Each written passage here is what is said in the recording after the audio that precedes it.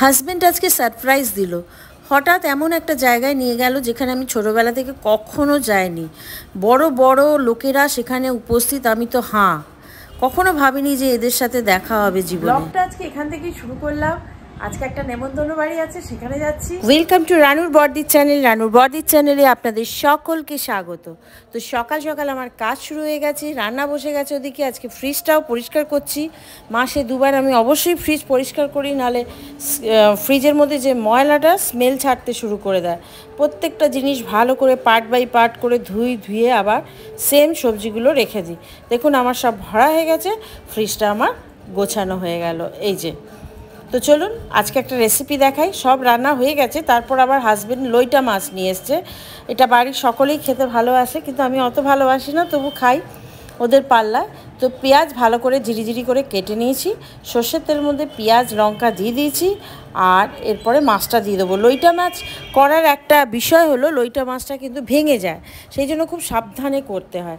তো আমি পেঁয়াজ টমেটো দিয়ে দিয়েছি। এরপরে যেটা দিচ্ছি সেটা হলো রসুনের পেস্ট, রসুন আর আদার পেস্ট, মানে গার্লিক জিঞ্জারের পেস্ট। এটা কিনে রাখি ব্লিঙ্কিট থেকে, তাহলে আমাকে অত আর ঘষতে হয় না, যখন সময় থাকে আবার সেটা বেটে ফেটে নিই আর কি। তো যাই হোক, চলুন আমি লইটা মাছ করার সাথে সাথে আজকের গল্প বলি। আজকে আমাকে একটা জায়গায় যেতে হবে, জানি না কোথায়।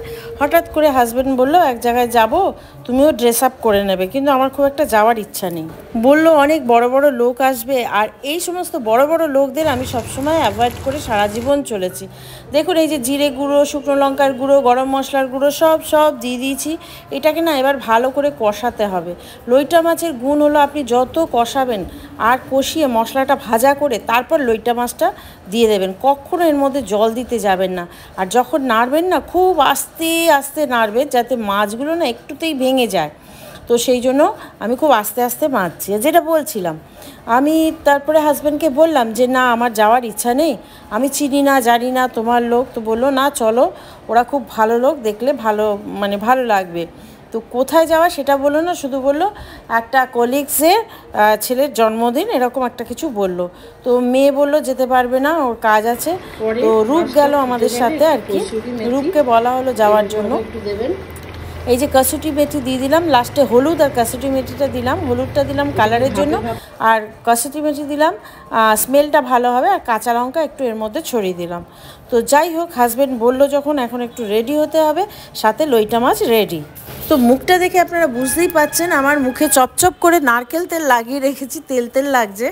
কারণ দুপুরবেলা একটু তেলটা লাগিয়ে নিই, তারপর একটু বেসন লাগিয়ে নেবো, মুখটা পরিষ্কার হয়ে যাবে। কারণ সবসময় তেল লাগালে না স্কিনটা সফটও হয়। আর চুলটা ভাবছি পাশেই একজনের বাড়িতে যাব, সেখানে গিয়ে বেঁধে নেবো চুলটা। তো আমাদের বাড়িতে কি এসছে দেখুন, রিমি এসছে, আমার ননদের মেয়ে। রিমি কেমন আছো? আর গরম লাগেনি তো আসতে? কি করে এলে? অটো করে এসছো। তো রিমি খুব সুন্দর লাগছে।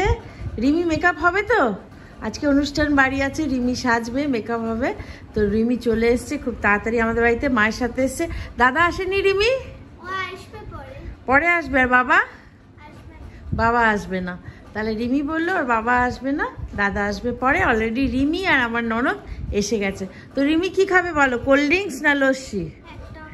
একটাও না, পরে খাবে তো। তো এখন একটু রেস্ট নাও, পরে আমি তোমার জন্য কোল্ড ড্রিঙ্কস বা লস্যি যেটা বলবে সেটার ব্যবস্থা করছি। বসো, আসছি রিমি। হ্যাঁ, তো রিমিকে আমি টাটা করে এখন একটু যাচ্ছি পার্লার। আমি এই যে খোপাটা করবো, কিছুতেই খোপাটা হয় না, তো খোপাটা করে আসবো। আজকে আমার লুকটা দেখবেন, একটা অনুষ্ঠান বাড়ি আছে, কেমন সাজিয়ে আপনারা বলবেন কেমন লাগছে আমাকে। আর আমাকে কেমন লাগছে আপনারা অবশ্যই কমেন্ট বক্সে লিখে জানাবেন। এই যে চুলটা আমি বাইরে গিয়ে বেঁধে এসেছি, তো যদি ভালো লাগে অবশ্যই জানাবেন। অনুষ্ঠান বাড়িতে গিয়ে দেখা হবে। তো এই যে আমার ড্রেস আপ হয়ে গেছে, এখন যাচ্ছি হাজব্যান্ডের কলিগে, একটা বাচ্চার মুখে ভাত আছে, জন্মদিন আছে।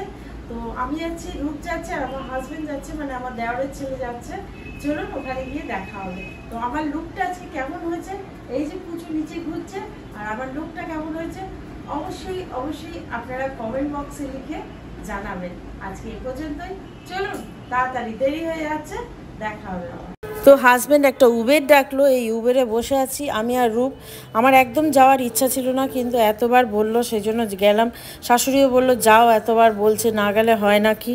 তো আমি অনেক বছর বাদে এই বেরোলাম, আর কিরম অড লাগছে। আর হাজব্যান্ডের সাথেই যাচ্ছি, ও সামনে বসেছে, আমি আর রূপ পেছনে বসেছি। এই যে এসে গেলাম, এটা একটা ব্যাংকোয়েট হল, এইখানেই হচ্ছে অনুষ্ঠান। আর এই যে ঢুকে বললাম, ওরে বাবা, এখানে তো ঢুকে দেখছি অ্যাঙ্কারিং চলছে। আর বড় বড় ফিল্ম স্টাররা, মানে বড় বড় না, টেলিভিশনের বড় বড় ফিল্ম স্টাররা এখানে এসছে। অর্ধেক তো আমি সিনেমা দেখি না, আর টিভিও দেখি না, সিরিয়াল আমার একদম দেখতে ভাল লাগে না। তো প্রচুর মানে সিরিয়ালের অভিনেতা অভিনেত্রী গায়ক গায়িকা এসছে এই প্রোগ্রামে। তো আমি এক কোণেই দাঁড়িয়েছিলাম, আর এই যে পাকোড়া, একটু পাকোড়াও খেলাম। আমি আর রূপ এক জায়গাতেই ছিলাম, ওই যে পেছনে আমার রূপ আর হাজব্যান্ড ওদের সাথে কথা বলছিল। তো এখানে দাঁড়িয়ে দাঁড়িয়ে আমি একটু ভিডিও করে নিলাম। আর রূপকে বলছিলাম, বাবারে এখানে তো সব বড় বড় লোক, কাউকে আমি চিনি না রে। তো রূপ বলছে কি আছে তোমার, তুমি তো আমার সাথে আছো, থাকো না। আর এই যে প্রচুর লোক এখানে ঘিরে ধরেছে, আর কেক টেক কাটা হবে হয়তো বাচ্চাটা, সেই জন্য ব্যবস্থা হচ্ছে। তো আমি এখানটা দাঁড়িয়ে আছি, আর এই যে কেকের ওপর ডিজাইন চলছে, 2 থাকের কেক আনা হয়েছে, আর তারপরে কেকটা কাটা হবে। তো বাচ্চাটা এই যে ঘুমিয়ে গেছিলো, আসছে ওর জন্মদিনের কেক কাটার জন্য। তো দাদু নিয়ে আসছে, আর আশেপাশে শুধু দেখছি অভিনেতা অভিনেত্রী, মানে সিরিয়ালে হয়তো রূপ চিনতে পারছে, এটা এই ওটা ওই, সে ও বলছে সমানে। আমি একটু গুটিয়ে রয়েছি, কারণ কাউকেই চিনি না সেভাবে, আর একা এক পাশে দাঁড়িয়ে আছি, কি কীরকম লাগছে কে জানে। এই যে এখানেও একজন ফিল্ম স্টার রয়েছে, কাদের আমি ঠিক নাম বলতে পারবো না, আপনারা হয়তো দেখলে চিনবেন, আমি অত বুঝতেও পারছি না। তো যাই হোক, নিদেন পক্ষে খারাপ লাগেনি, ভালোই লেগেছে, প্রচুর ডেকোরেশন ছিল। আর এই যে আমরা খেতে শুরু করে দিয়েছি, হাজব্যান্ড এই যে স্যালাডের পরে স্যালাড নিচ্ছে, আর আমি ভিডিও করছি এখানে। আর এই যে আমাদের খাওয়া দাওয়া হয়ে গেছে, ভালোই খাওয়া দাওয়ার ভালো অ্যারেঞ্জমেন্ট হয়েছে, আর এত সুন্দর ডেকোরেশন। আমি ঘুরে ঘুরে ডেকোরেশনগুলোই দেখলাম, সবাই মানে অভিনেতা অভিনেত্রীদের দেখছে, অটোগ্রাফ নিচ্ছে, ছবি তুলছে। আমার ওইদিকে মন ছিল না, আমি ডেকোরেশনগুলোই দেখছিলাম। এই যে পাশ দিয়ে রুদ্রনীল গেল, রুদ্রনীল আসার পরই ছবি তোলা শুরু হয়ে গেল, সব এদিক দিয়ে ওদিক দিয়ে দাঁড়িয়ে আপনার সাথে ছবি তুলবো সব করছে। আর রুদ্রনীলও দেখলাম হাসি মুখে সবার ছবিতে পোজ দিচ্ছে। তো এত ভিড় হয়ে গেছে দেখুন, আরও কত মানে অভিনেতা অভিনেত্রী ঢুকছে তার নেই ঠিক।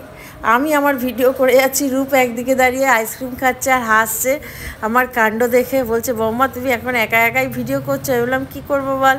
তারপরে ওর সাথেই একটু কথা বলছিলাম, আর হাজব্যান্ডের কলিগে এসেছিলো, ম্যাডামও এসেছিলো, আমার সাথে দেখা করে গেল। আর এই যে রুদ্রনীল ওই কলিগের মায়ের সাথে কথা বলছে।